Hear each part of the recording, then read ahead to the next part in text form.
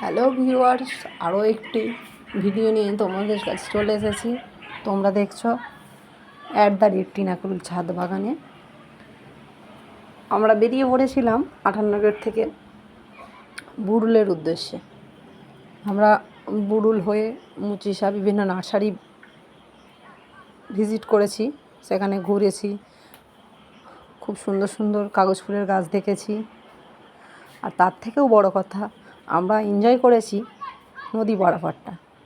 আমরা লঞ্চে করে গিয়েছি এবং জাস্ট অসাধারণ, দারুণ লেগেছে, তাই তোমাদের সঙ্গে ভিডিওটা শেয়ার করলাম। দেখো বুড়ুল জেটি ঘাট কি সুন্দর লাগছে না, বানিয়েছে, দারুণ করেছে। ওখানে দাঁড়িয়ে আমরা কিছু ছবিও নিয়েছি।